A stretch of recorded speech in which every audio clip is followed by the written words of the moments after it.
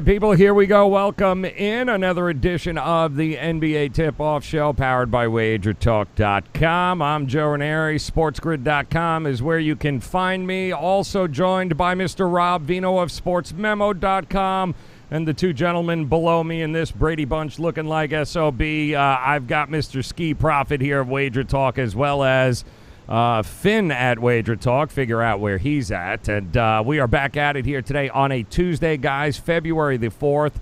Limited card tonight. We got four actually very interesting games.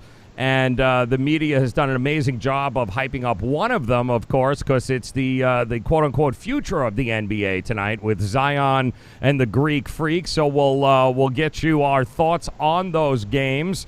But, of course, trade deadline is just approaching around the corner. So quickly, Rob, I'll ask you, give me an idea, man. Are you expecting anything dramatic to happen? I mean, we're not talking about big names. I doubt Karl Anthony Towns is going anywhere. If anything, somebody might actually, they might try to bolster what's going on there in Minnesota. But is there anything out there that you think is going to actually make a difference come playoff time?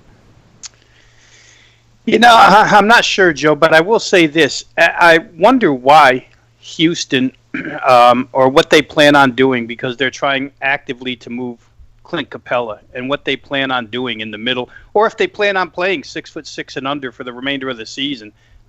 Maybe that's the way they want to go. But if you listen to reports out there, all they're really they're looking primarily for a wing player, and then just a serviceable center who, from what I read, can eat up minutes. So to me, it seems like Houston wants to play small. They must have a plan to go ahead and, if they get rid of Capella, just go and play small. But to me, I don't know that helps them any. I mean, they're bad enough defensively without losing the one guy who can protect the rim on their defensive end of the floor. So we'll see. We see D'Angelo Russell's name mentioned out there. But as far as major players here, Bradley Beal's off the board since Washington re-signed him. So I don't know. I don't know what we'll see here. The NBA is tough to figure because money doesn't always match money on both sides. Right, and I got to ask you there, Ski, some obvious rumors around the Lakers, Andre Iguodala, and then, of course, the Clippers aren't about to let him just walk into the Staples Center and put on a Laker uniform, so there's some thoughts that maybe the Clippers are... Listen, they're all in, so the future doesn't matter to the Clippers right now. Ballmer and company are all about the here and now. Let's win now. So Iguodala wants out of Memphis. Will it happen? Do you think it does? And if it does, where's he going? Is he going to the Lakers, or I know the Miami Heat were interested in him. Where do you think he ends up? Well, if he gets traded, it's not to the Lakers, I don't think, because I don't think we have anything to offer him. Right. And they want something. Right. So I would hope for a buyout and we could sign him, but that's as close as we can get. If we get Iggy, though, I'm confident that the Lakers will win a ring. Yeah. As far as the Houston thing, go ahead, Joe. Do they need size? Like, what's the deal with the Lakers? Are we looking to add? Because there is some thoughts that they might want to add maybe another big man. Do you need another shooter? Like, what do the Lakers need, in your opinion, here in the next 48 hours that they can go out and get? I don't think we need another big man at all. We need defender, either two-way player or defender who can guard bigger players like Kawhi. So Avery Bradley's too small, Danny Green's too small. That's why we need Iguodala, and we also need another player who can just create their own shot. We could use more shooting, but just more so the first two. More the first two. All right, and what do you think is going to happen with Houston here? I have no clue. I mean, they've never played defense, in my opinion, anyway. They're going to be even worse on defense now. I have no clue what direction they're going. I don't see it being winning basketball by any means. No, and Finn, we've talked about it here. To me, it sounds more like a salary dump coming towards Houston. They got no bench. They're going to be in the middle of the road out of the West. Are they really competing at this particular point, or are they really more concerned with unloading some salaries here? Well, I think it's a good question. We talked a little bit about this off air. And if Houston wants to become who Boston is, then maybe they've decided, guys. Maybe have they decided, even though they sit in first place in the Southwest, a half a game over Dallas, that as they are, as Houston, and who they are, and who they probably will be for the second half of the season, is not good enough to really to be one of the two teams in the finals. I would agree with that assessment if that's what they're making. And maybe Capella goes to Boston. Maybe Boston says, "Hey, we don't want to." That's really the main question. Iggy, I think Iggy, from what I understand, is a potential target for a team that just beat Philly by 30, and that being the Heat. Yeah, that's what they keep talking about down here. Possibility of being add him into this lineup already is certainly interesting. Now, he hasn't played all year, guys, so he hasn't reported. He could sit out. Yeah, he could sit out all season. He could all just say, kiss my. It's not like he needs the money. But isn't it great, the Dylan Brooks quote, though? Yes. I can't wait till we trade him so then we can go play him and show him how good we are. Oh, my God. And John Morant is going back and forth now with Steph Curry, and it's all back and forth. Actually, it's very, very amusing here. But good night last night. Listen, Miami destroys Philadelphia. Philadelphia continues to be one of the worst teams on the road. No Doc today. Apparently, he had some sort of vagina issue or something going on there, but he wasn't allowed to show up here today, and he doesn't want nothing to do with an apparently showing up when it has to do with the 76ers, because we all know who he bet last night, don't we, guys? Yes. He bet Joel Embiid and company to take care of Jimmy Butler, and you had 1, 2, 3. Yeah, it was Jimmy Butler didn't even play the fourth quarter yesterday, and it was a blowout of epic proportions. What do you do with Philadelphia, Tony Finn? Is this a team at all that you can look at coming at the East and say that, yeah, this is they're going to be right up there with Milwaukee and Toronto? I don't trust them. You can't win on the road. You can't win in the NBA playoffs, can you? Well, no, not only that. I just don't. This team does not shoot well enough. They have their moments. I read some commentary, some op-eds on. These are from Philly, not beat writers necessarily, but media mouths, and that. They said, listen, we know that we occasionally have our shooting slumps. Well, it's not occasional. It's not occasional. They have to have an exceptional or an aberration, per se, a night of shooting to beat a zone. And not that Miami played nothing but zone, but I found it pretty interesting. Like I said, I didn't watch that game, but I spoke to one of my contacts down there, and he said, that Coach Eric did a really good job of confusing the group, and they were going from the zone to a man to a zone, much different than they did in that third game that they played in Miami. And for the most part, right now, guys, this is just my opinion, but the Bucks stand head and shoulders above everyone in the East, save Miami. And that's probably if I was to put my money right now on the two finalists in the East, that's who it would be. It would be Milwaukee. It would be the two M's, Milwaukee and Miami. Amen. And we'll dive in because it's obviously the game of the night, guys, and we'll start there. But do want to remind you guys also, WagerTalk.com, SportsMemo.com, $2 Tuesday. You'll get Rob Vino's play for $2 of the day there at SportsMemo.com. And you got the Prez who's killing it in the NHL over at WagerTalk.com, so make sure you guys hit it up. And, Rob, I will start with you with that game. America is going to be watching tonight the future of the NBA. It is Zion versus Giannis. It's going to be epic, except for the fact that New Orleans is still getting 6.5 points here, but that total hovering around 246, 245. Yikes. We know this year alone when we get totals over 240, they are 10-5 to the under, and it's even better than that since 2003. So overvaluing is what it sounds like to me. How do you see this game playing out tonight? Yeah, we just saw New Orleans involved in a game where the total was, that thing pushed to 250 plus on Sunday against Houston, right? And it didn't really come close. For the most part, after the first quarter, you could see the writing on the wall that was going to be an under.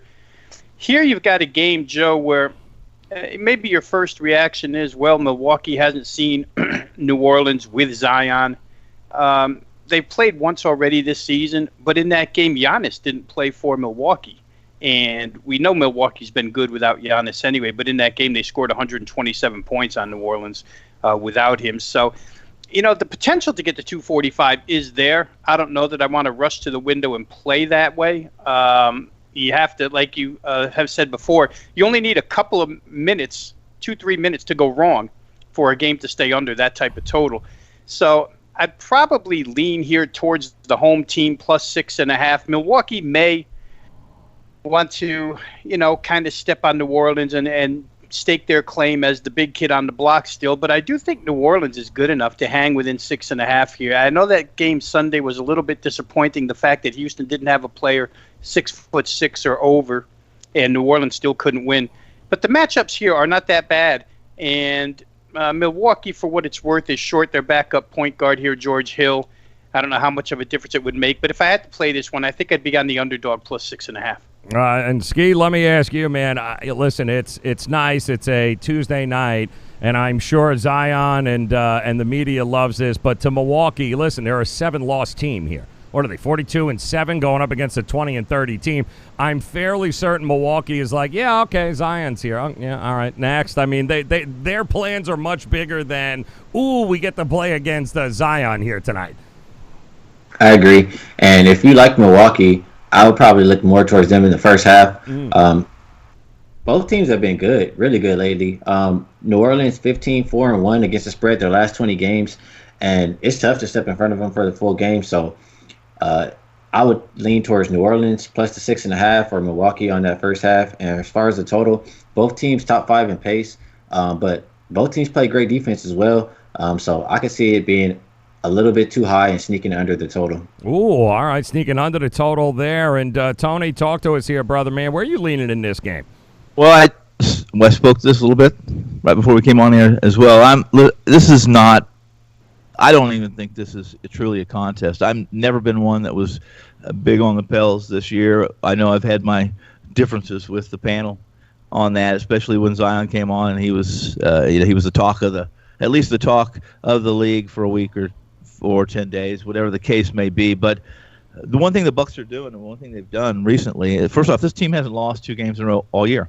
Not that they lost the last game, but they're working, and it leaked out. Even Giannis spoke to it, that this team right now, they are who they are. They're a good team. They are 42-7, whatever you mentioned. What they're working on is closing quarters and closing games. In the past, this is a team that's had 20-point leads, and all of us have been on them, where they have lost that lead, maybe in the fourth quarter late, maybe they've set Giannis, or they've relaxed. And he said, not just this year, but last year they had some of the same issues with relaxing it in the quarters.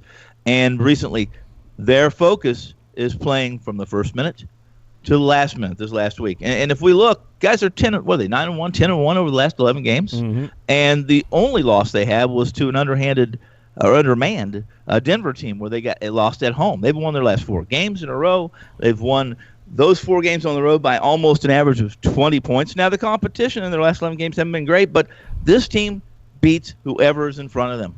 Yep. And this New Orleans team has become so predictable. I talked about this as well. If Zion doesn't touch the ball, this team looks lost. And Gentry even commented to the press, he said, that's my fault. We're going to make sure Zion touches this ball every time we're down the floor. If you do that, guys, against good coaches in the NBA, against any coach in the NBA, they're sharp enough to defend that, and not only defend it, dominate it. And I like Milwaukee tonight. Start to finish, 6 points is irrelevant in this game. They'll have a double-digit lead, I think, throughout. Yeah, listen, I mean, the numbers speak for themselves here, guys. They're a terrible double-digit team against the number, that being Milwaukee, mostly because they'll boat race your ass ski in the first half, and then they're not out to prove anything here. This is not they know they'll get through the regular season. They can coast to being the number 1 seed, and then it's all about the playoffs there. Like you said, first half, I agree with you, but I do think this number is probably going to continue to go up from a total standpoint.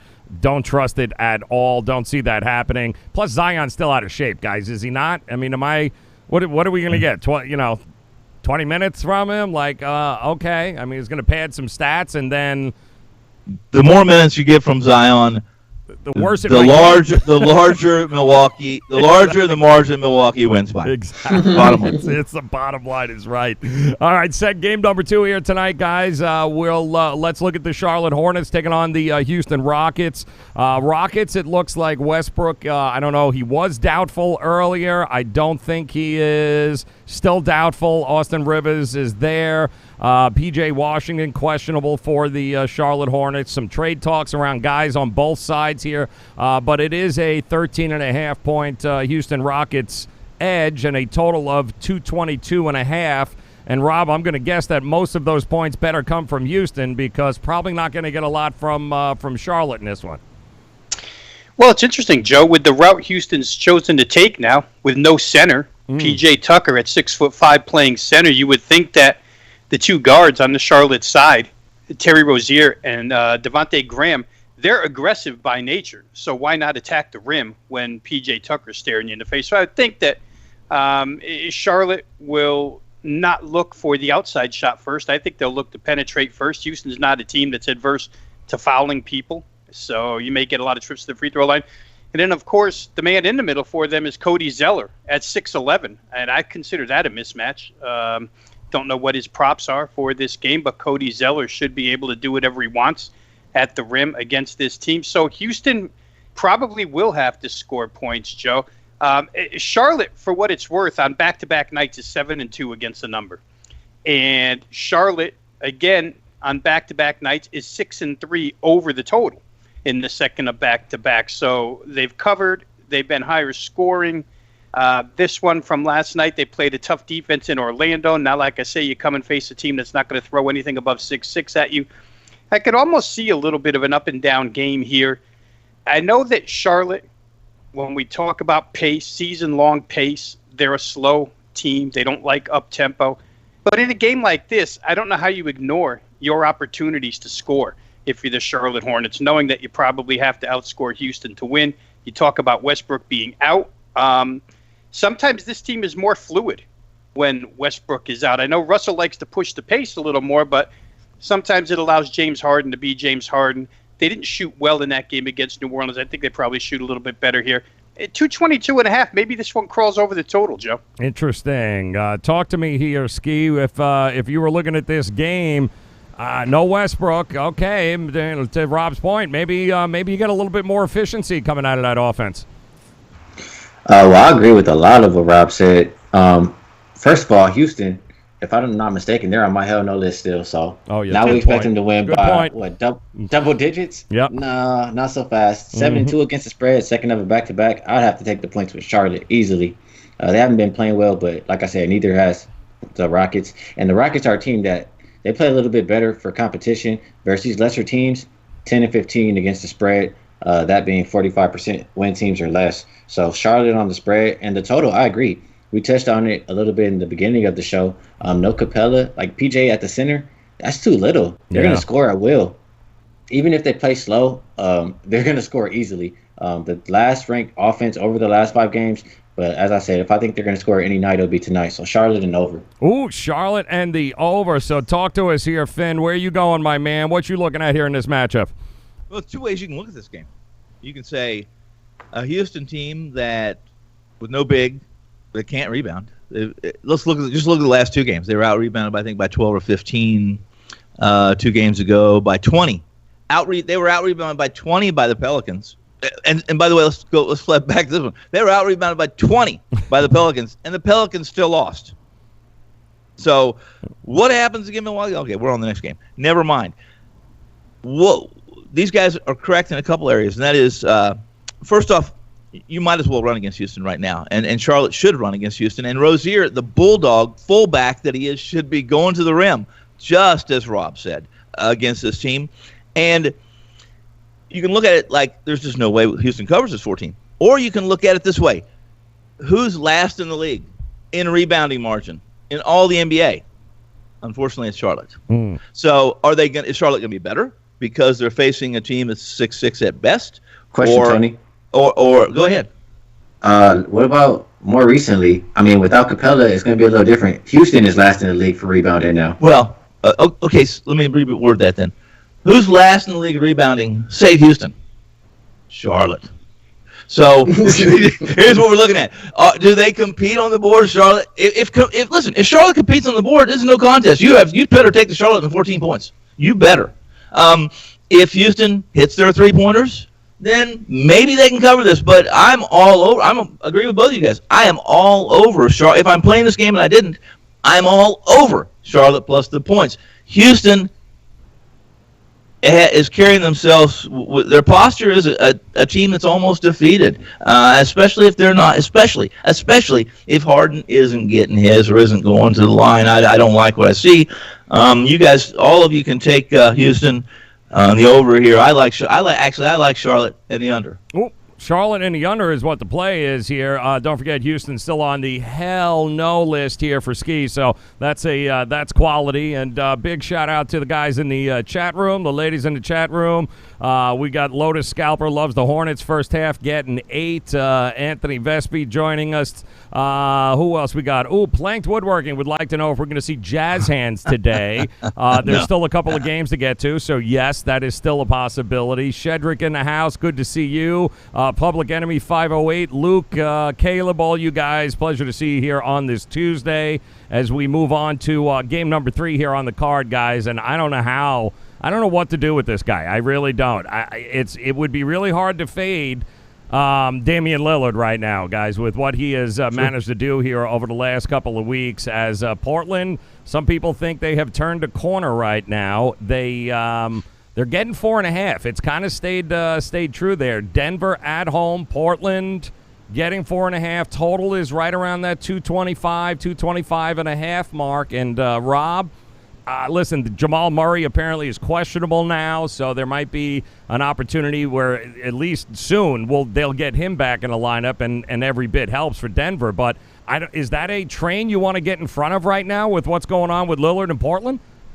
Well, probably not, Joe. I mean, he's been absolutely tremendous. You can't stop him no matter what you do right now. And to speak to that, if you just look at field goal percentages by the Portland Trailblazers over the course of their last 5 games, they have not shot below 50% in any of those games. 3 of those games, they've shot 50% or better from beyond the arc. And that's all because of Damian Lillard. I mean, C.J. McCollum certainly kicks in, but right now it's Damian Lillard's show. And this is a guy, Joe. I talked a little bit last week. We sometimes off air we take a look at what's going on in the NBA, and I don't remember if it was on air or off air, but my opinion is that give them a chance to get Zach Collins back, give them a chance to get Nurkic back, give them a chance to get Rodney Hood back. You realize that the last time these two teams played, Portland and Denver, was on December the 12th, and in that game, none of those 3 guys played. That's how long they've been without a front court. That's their starting front court that they've been without since December the 12th. And I think Damian Lillard at this point in time is just trying to keep Portland around that 8 seed so that when they do come back, they can make a run. Now, right now, they're only 2 games back of that 8th spot. I expect them to continue playing hard. It's not a back-to-back situation here. So Lillard, even in the back-to-back situation against the Lakers, he went crazy last week. So it's hard. You see the push in the total, right? 220.5 opener, all the way to 226.5. A little bit of take back now. I think people see it. You got to either play Portland, play the over, or don't play at all. If Jamal Murray comes back here, it obviously contributes to the over. Denver's had a few defensive issues the last few games. Obviously, they didn't play well against Detroit on that end of the floor. So maybe the value hasn't been taken out of it. Who knows? It's interesting, Ski. The way I look at it is if I'm going to back Denver in this game, then I am fading every Dame prop known to mankind, brother.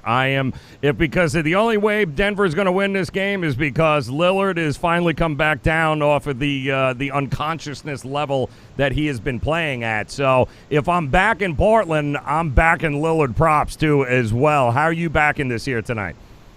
Well, you'd have to tell me who's stopping Lillard tonight. Nobody's been able to stop him lately, so until I see it, I'm gonna keep believing in it. And Denver, broke, don't fix it. Is that what you know it, Joe? You know it. And Denver, the one thing though, I'll say, Denver, they've been good off a loss, but they're just really short-handed. Yeah, they don't have Porter, right. Millsap out, Plumlee. Like we don't even know if Murray's playing. Even if he does play, I think you have to look towards Portland's way. Lillard, as Rob said, he's trying to keep them afloat towards the playoffs. And I'll back up some of his field goal percentage numbers up and just say last 5 games, Portland is the number 1 offensive rated team in the league. So offense will be there. Ever since they got Ariza, he's been a good addition. McCollum is healthier now. So Portland has been by on. I like Portland. Their last 9 games, after being a home dog and they're an away dog, 9-0 against the spread. Give me Portland. Keep it going. Interesting here, Finn. It's a tough train to get in front of here, brother, man. How are you looking at this game? Maybe even an over possibility? Maybe? Well, I agree with Rob, and that is that, and I'll take it a step further than Rob took it. That is, listen, if you can get futures on seeds in the West, playoff seeds at this point, and you probably can somewhere, some way, some book. We could probably walk up to Westgate, or we can walk up to one of the books here in Vegas, and they would give us a prop. They'd make some numbers for us, but you could just place Portland, they're going to be a playoff team. I like Memphis, but toss them out. San Antonio, if you watched them last night, you can see that against elite competition, their backcourt stinks. It stinks, and it's not good enough to be the 8th seed. Certainly not Phoenix, and certainly not New Orleans. Yeah. It is Portland. They are the 8th. And who knows, if they get these players back that Rob just outlined, and he's absolutely spot on, they're not just an 8th seed. They're an 8th seed that nobody wants to play. Yep.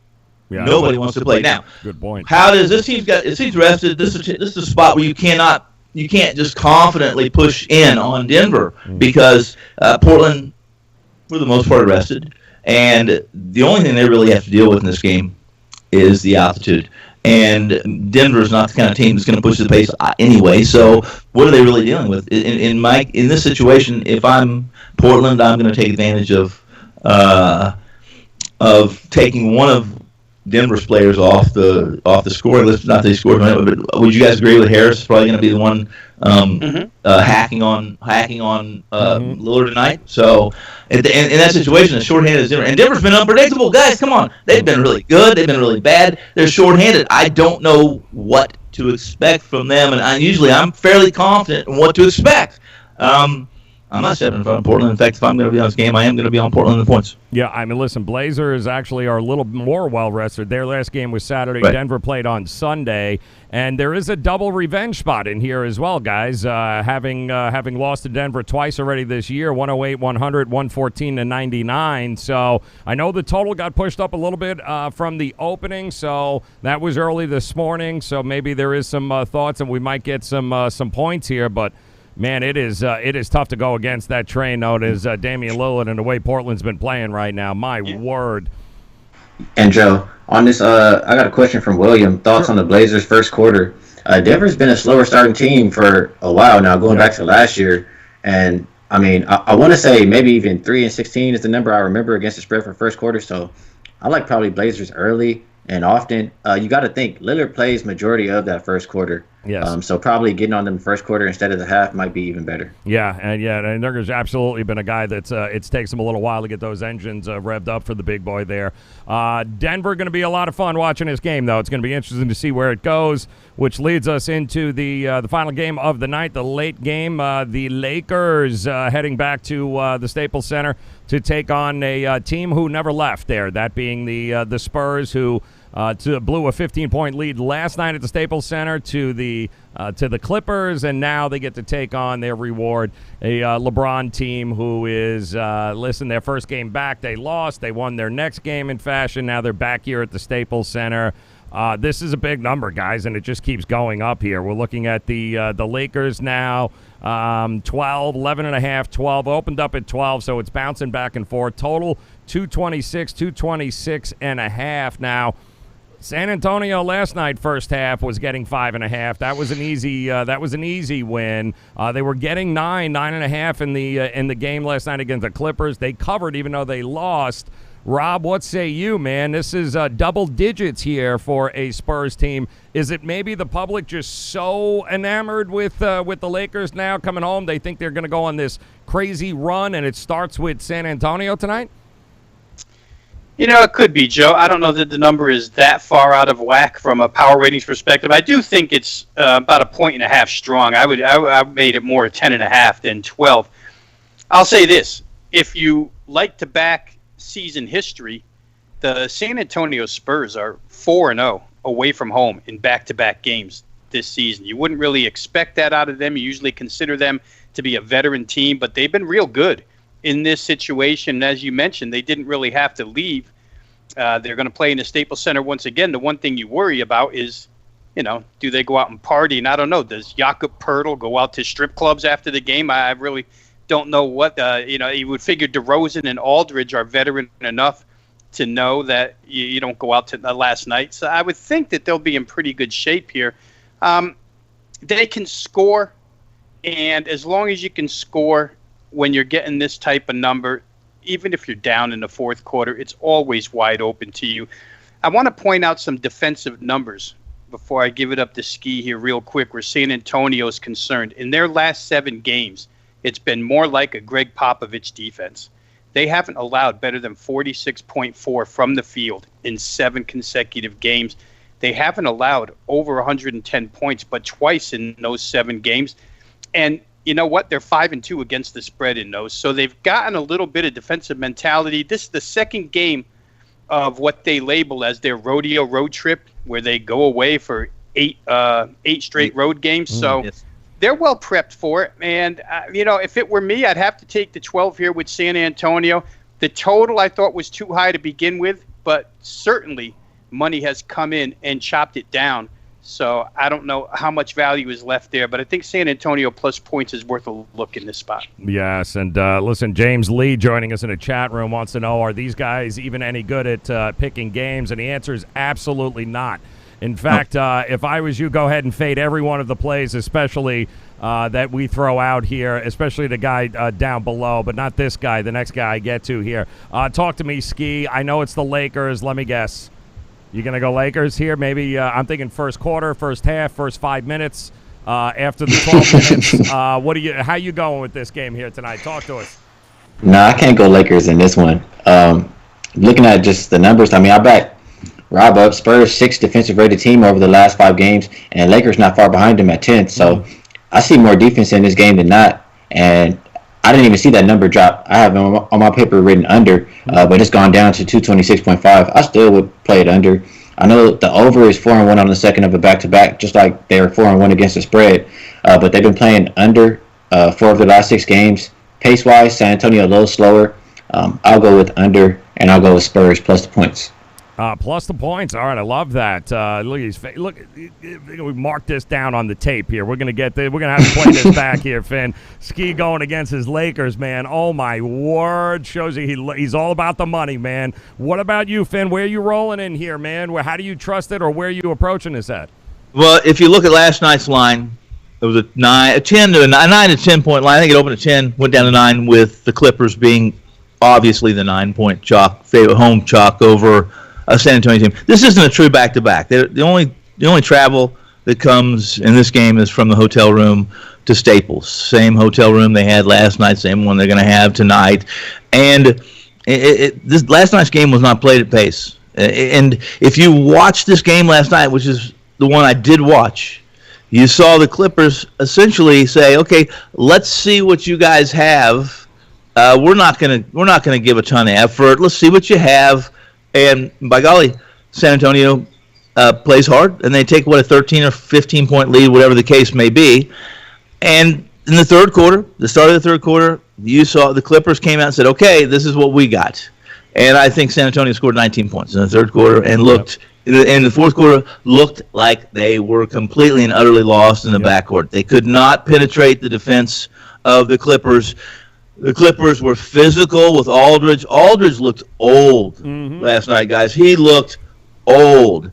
And against this Lakers team, now what happens, you get a line tonight, the odds makers are talking to you guys. They're talking to you. They put a 12-point number on the Lakers. So is that 2 points or that 3 points because it's a back-to-back? No, it's because the Lakers are as good as they're equal. They are Clippers equal defensively, especially inside.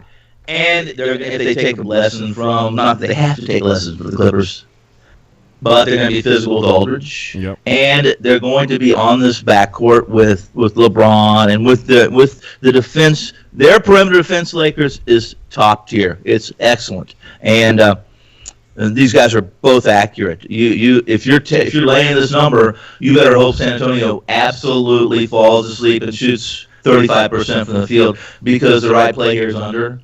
And the points in a game where I think the Lakers are only concerned about tightening up the defense against a team that they are a terrific fit against, and winning the game, nothing more.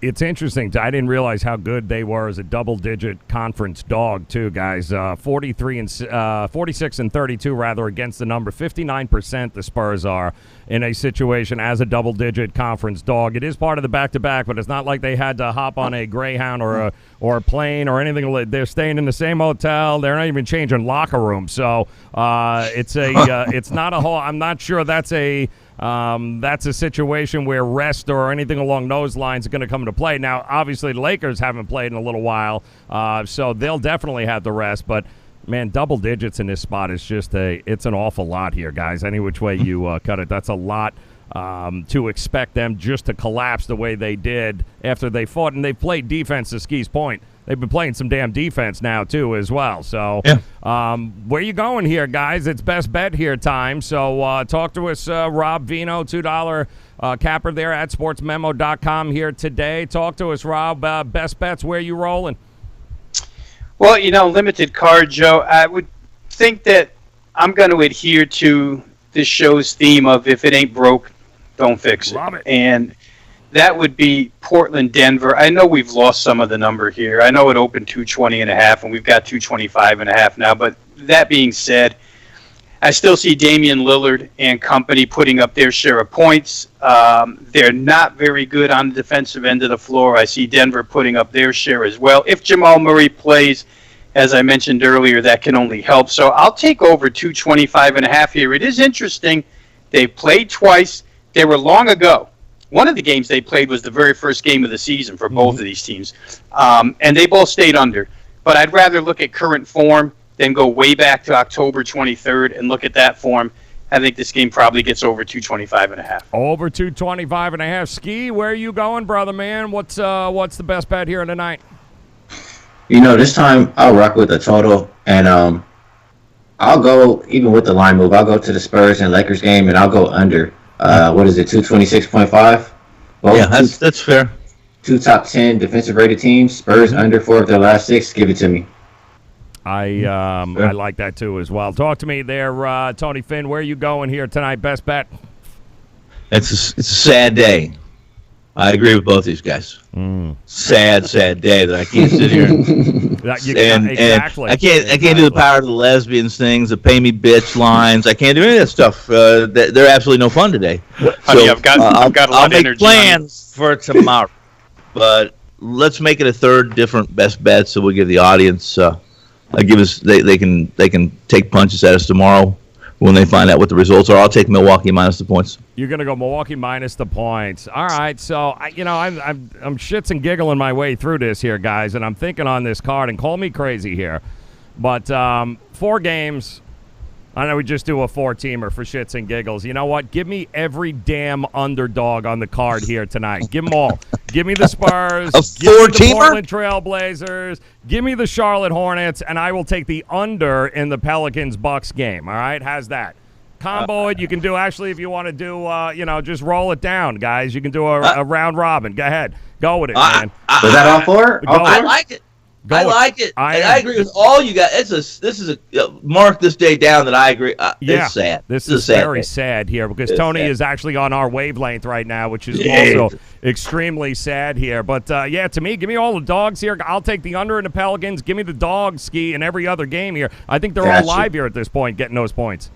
I think I'm in. Damn. This is a horrible show. This is the worst show we've had. This show sucks now. We're all on the same damn page, which means we're probably going to sweep the board and have to continue this, which is awful. Absolutely awful. $2 cappers. Don't forget Rob Vino over at sportsmemo.com, the Prez at WagerTalk.com. Guys, appreciate the time as always. Small card here tonight. We'll be back at it again tomorrow, but make sure you are tailing these fellas here on Twitter. Good luck no matter what your plays are, and if we ever all agree again, do us a favor, just blow this show up. I can. Jazz hands. Jazz hands. Tony's giving jazz hands over there. He's going jazz hands. The Jazz tomorrow. We'll get to play their asses again, too, as well. So good luck with the plays, guys. We will talk to you again tomorrow. Best of luck. Fellas, we'll talk to you again tomorrow. Thank you. Thanks, Joe.